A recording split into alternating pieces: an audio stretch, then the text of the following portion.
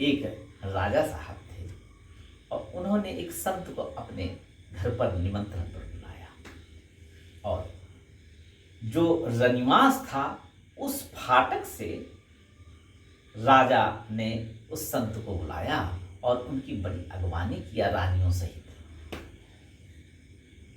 जब स्वस्थ होकर संत बैठ गए तब राजा ने प्रश्न किया संत से, प्रभु ये बताओ भगवान से मिलने का रास्ता क्या है, भगवान कैसे मिलते हैं? संत ने दो उपाय बताए। बोले या तो आप भगवान से मिलना चाहो तो भगवान मिल जाते हैं, या भगवान आपसे मिलना चाहें तो भगवान मिल जाते हैं। बोले कैसे? बोले जिस तरह से अगर मैं आपसे मिलना चाहता तो मुझे विभिन्न मार्ग तय करके विभिन्न प्रथाएं पूरी करके आप तक आना पड़ता है, लेकिन आप राजा हैं, आपको मिलना हुआ तो आपने किसी भी मुख्य दरवाजे से बुलाकर मुझे बुलाया और मेरी आपकी मुलाकात हो गई। इसी तरह से जो अपने पुरुषार्थ से साधना से भगवान को प्राप्त करना चाहता है, एक तो मार्ग वो है कि वो स्वयं भगवान को प्राप्त करना चाहता है, इसलिए विभिन्न जो बताए हुए संतों के मार्ग हैं, शास्त्रों के मार्ग हैं, उनका अनुष्ठान करे और भगवान की कृपा हो जाए तो भगवान को पा जाएगा। दूसरा मार्ग ये है कि भगवान उसको पाना चाहते हैं, तो एक पुरुषार्थ का मार्ग है, साधना का मार्ग है, एक कृपा का मार्ग है। तो केवट कृपा की घाट पर बैठा हुआ है, अर्थात भगवान राम स्वयं उससे मिलना चाहते हैं, इसलिए भगवान राम उसके पास आ गए और वो नाव लाने को तैयार नहीं है। भगवान राम खड़े हैं और केवट बैठा हुआ है। इतना हठीला भक्त और इसकी हर हठ को भगवान पूरा करने के लिए आज खड़े हैं। गोस्वामी तुलसीदास जी कवितावली में एक बड़ा बढ़िया पद लिखते हैं। वो कहते हैं, नाम अजामिल से खलकोटि अपार नदी भव बूढ़त काढ़ी। जिनके नाम ने अजामिल जैसे कितने पापियों को तार दिया, भवसागर से पार कर दिया, आज भी भवसागर से पार कर रहा है और राम नाम निरंतर अनंत कोटि वैष्णव जनों को भवसागर से पार कर देगा। वो सीताराम जी युगल सरकार हैं जो केवट के पास खड़े होकर नाम मांग रहे हैं। नाम अजामिल से खलकोटि अपार नदी भव बूढ़त काढ़ी। जिनके सुमिरे गिरमेरु सिलाकन, जिनके नाम का स्मरण करने से, जिनको अपना बना लेने से सुमेर पर्वत जैसा कष्ट भी रज कण के समान हो जाते हैं। जिनके सुमिरे गिरमेरु सिलाकन, शिला का कण जैसा हो जाता है और बड़े से बड़ा समुद्र जैसा, अपार समुद्र जैसा कष्ट भी वो साधक जो नामनिष्ठ है वो किस तरह से पार करता है। गोस्वामी जी लिखते हैं, सो अजाखुर के समान, यही के सुमिरे गिरमेर शिलाकन होत अजाखुर बारिद बारी। अजा माने बकरी और खुर माने खुर। अजा के खुर के समान वो बड़े से बड़े संकटों को जिनका नाम का आश्रय लेकर पार कर जाता है। और गोस्वामी जी यही नहीं रुकते हैं, कहते हैं, तुलसी जेहके पद पंकज पे प्रकटी तटनी जो तरय अघगाही। जिनके पद पंकज से जगत पावनी गंगा माता का प्रादुर्भाव हुआ, जो बड़े से बड़े पापों को दर्शन, आचमन और मज्जन स्नान करने से पाप रहित कर देता है। ऐसा पावन वार्य है, ब्रह्मवार्य उसको कहा गया। जिनकी पद पंकज से प्रकटी तटनी जो तरे अघगाढ़े। तुलसीदास जी कहते हैं, तुलसी यही के पद पंकज ते, प्रगति तटनी जो तरे अघगाढ़े। और ऐसे रघुनाथ जी आज गंगा जी के किनारे पर खड़े हैं और सबको देने वाला दातार आज अपने हठीले भक्त से नाव की याचना कर रहा है। नाव ले आओ, मैं पार जाना चाहता हूं। सो प्रभु, आगे लिखते हैं गोस्वामी जी कवितावली में, सो प्रभु स्वयं सरिता तरिबे का। सो प्रभु स्वयं सरिता तरिबे कहाँ, मांगत नाव करार हो ठाने। गंगा जी के किनारे पर खड़े होकर वो रघुनाथ सरकार केवट से नाव मांग रहे हैं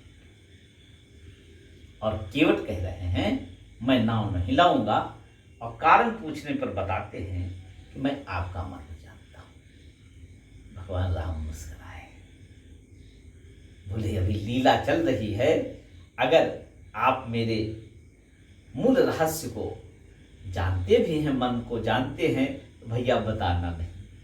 क्योंकि कोई अगर अभिनय कर रहा है तो जिस पात्र का वो अभिनय कर रहा है वो पात्र उसमें देखेंगे तो आनंद आएगा। अगर वो जो व्यक्ति है उस व्यक्ति को देखेंगे, उस पात्र का जो रस है वो फिर नहीं मिलेगा। परम पूज्य प्रातः स्मरणीय युग तुलसी रामकर उपाध्याय जी एक अपना संस्मरण सुनाया करते थे। बोलते थे, एक बार मैं भोपाल में कथा कहने गया, वहां पर कथा के बाद में एक मंचन था जिसमें एक बालिका मीरा का जो रोल है, मीरा का किरदार निभा रहे थे। और मीरा का जो अभिनय कर रही थी वो बालिका, वो इतना मधुर था, इतना जीवंत था कि राम किंकर जी का रोम रोम पुलकित हो गया, हृदय गदगद हो गया। आहा, इस तरह की होती है भगवान की प्रति विरह व्यथा, और इस तरह के होते हैं संत। प्रेमी संतों का उद्भट उदाहरण मीरा है। और उस आनंद सरोवर में राम किंकर जी डूब उतरा रहे थे। तभी बगल में बैठे हुए एक महोदय ने कहा, पंडित जी, ये जो मीरा का अभिनय कर रही हैं वो लड़की जानते कौन है? पंडित जी का ध्यान भंग हुआ और उन्होंने उनकी ओर देखा। वो कोई अधिकारी थे, बड़े अधिकारी थे, क्योंकि भारतवर्ष में प्रख्यात कथाकार थे परम पूज्य श्री राम किंकर उपाध्याय जी। उनके आजू बाजू बैठना बड़े सौभाग्य की बात होती थी और भगवान की परम प्रेमी भक्तों में से उनका उस समय उच्च स्थान था। राम किंकर जी कुछ नहीं बोले, फिर वो अभिनय देखने लगे, लेकिन वो मानने को तैयार नहीं। उन्होंने कहा, पंडित जी, ये जो मीरा का अभिनय कर रही है लड़की, वो मेरे चपरासी की लड़की है। अब ये बताओ, राम किंकर जी स्वयं कहते थे कि मेरा सारा भाव उतर गया। अगर कोई अभिनय कर रहा है रंगमंच में, तो जिस पात्र का अनुभव अभिनय कर रहा है वही पात्र उसमें देखा जाए। भगवान राम कह रहे हैं कि मेरे तत्व का ऐसा तो नहीं है, आप यहां पर वर्णन कर दो और मेरी कलई खुल जाए। भगवान राम के भाव को केवट समझ गए और उन्होंने क्या कहा, बोले, राघवेंद्र सरकार, मैंने सुना है कि आपके चरणों में कोई ऐसी जड़ी है कि उससे धूल कर्ण स्पर्श होकर अगर निर्जीव वस्तु पर पड़ जाए तो वस्तु नाली बन जाती है। कहा, तुम्हारा मर्म मैं जाना, क्यों? चरण कमल रजकहु सब कहाई, मानस करिन मोरी कछु आई। आपके चरण कमलों की जो रज है उसमें मनुष्य बना देने की शक्ति है, ऐसा मैंने कहा है, मैंने सुना है ऐसा, और मैंने नहीं सब कहते हैं ऐसा। चरण कमल रजकहु सब कहाई, मानुष करिन मोरी कछु आई। तो भगवान ने कहा कि कैसे, उससे आपको क्या समस्या है?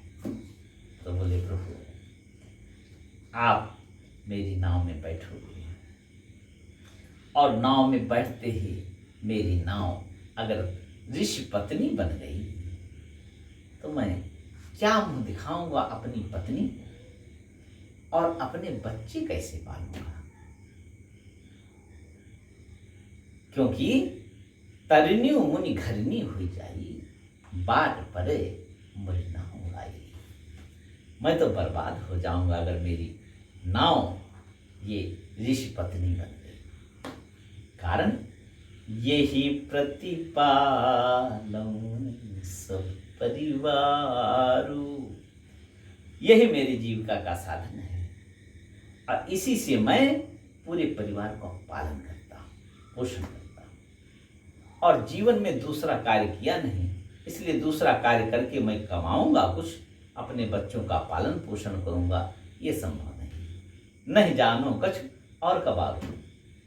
भगवान ने कहा कि पार जाना है मुझे, पार जाने का कोई उपाय तो होगा आपके पास? तो बोले जो प्रभु पार अवश्य गा चाहो, अगर प्रभु अवश्य पार जाना चाहते हो तो आप अपने चरण कमलों को धुलवा लीजिए उससे।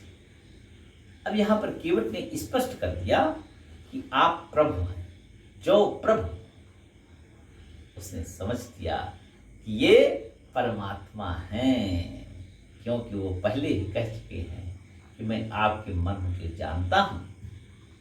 और ये जानते हुए भी हठीला भक्त, अद्भुत भक्त न भगवान राम को दंडवत करता है न उनकी बात मानता है, कहता है कहे तुम्हारा मर्म मैया। और फिर बोले कि जो प्रभु पार अवश्य गा चाहो, अगर आपको जाना इतना आवश्यक ही है तो मोहि पद पदुम पखारन कहो, तो मुझसे अपने चरण पखारने के लिए कहो। अब बड़ी आश्चर्य की बात है कि कोई कितना भी सम्मानित व्यक्ति हो अपने मुंह से कभी ये नहीं कहेगा कि भैया आओ मेरे चरणों में पड़ जाओ, मुझे प्रणाम कर लो। क्यों कहेगा? थोड़ा भी अगर लज्जा संकोच है तो कोई भी कितना भी प्रतिष्ठित व्यक्ति हो ये नहीं कहेगा कि भैया सब लोग आओ मेरे चरणों में पड़ जाओ, मुझे प्रणाम करो। और केवट कह रहे हैं प्रभु राम से कि मुझे कहो कि केवट तुम मेरे चरणों को धो पखारो, मुझ पद पदुम पखारन कहो।